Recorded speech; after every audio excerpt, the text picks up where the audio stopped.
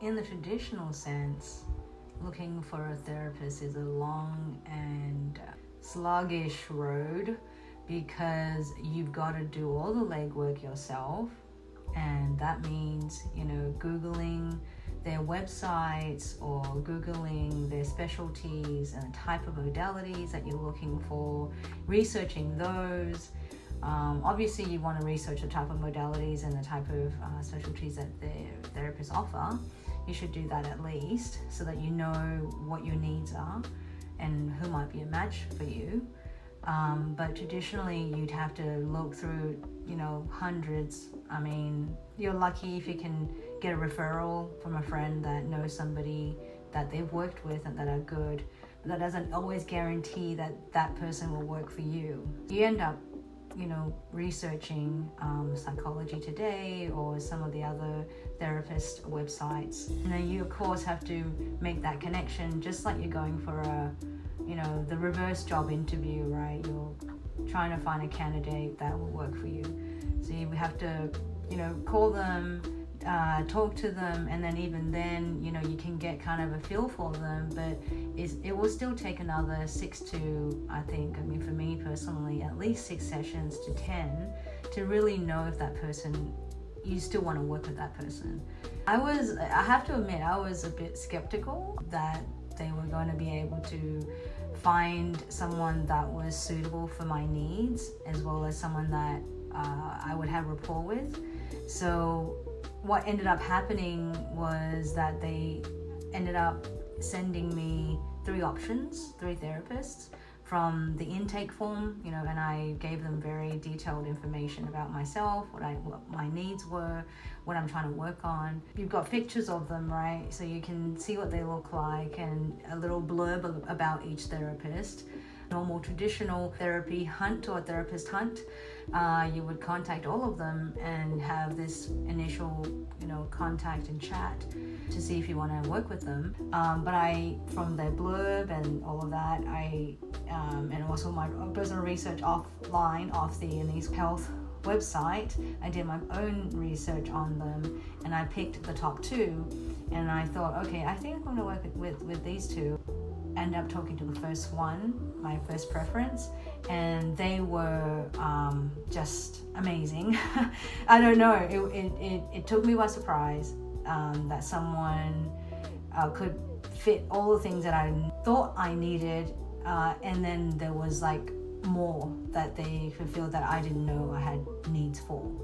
They stayed, they were very gracious and stayed on the phone longer than the 15-minute initial consultation, answered all my questions, very patient.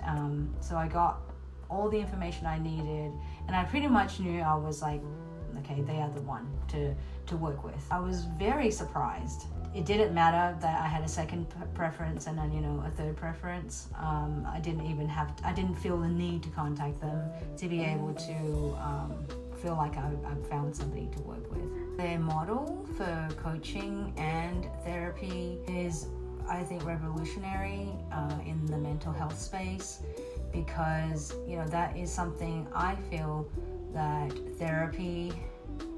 traditional therapy lacks.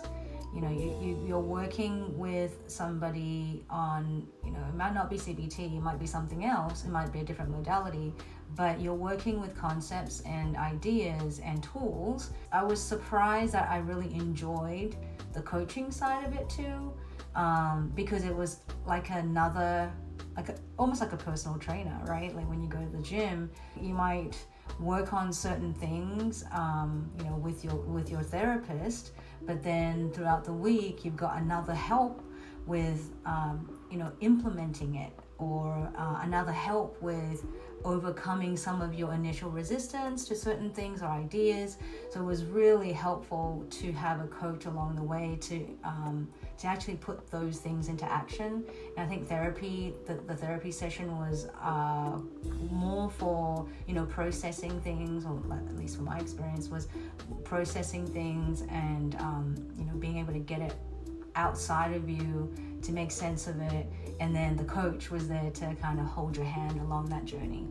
So it was revolutionary for me. Having a therapist who is also, from the AANHPI community and from the LGBT community, and somebody that is or have been going through similar challenges in their own life. There was so much I didn't have to explain. I could just say the sky is blue, right, just as an example, and I don't have to explain why I think the sky is blue and what kind of things might have happened for me to think that way. They were able to just be there and go, yeah, I get that, I thought the same thing. Or I think it's refreshing to be seen, to be fully seen without any explanation. My first time dating an Asian person, in my 30s, early 30s or so, mid 30s, who I just never thought I would be attracted to because they were Asian, which is another thing. But it's kind of like that.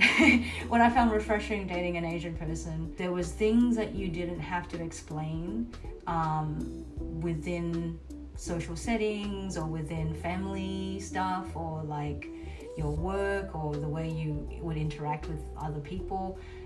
There is a layer of unspoken understanding of the culture, the marriage of the cultures, that I felt that was that when I had an Asian therapist and someone from the LGBT community.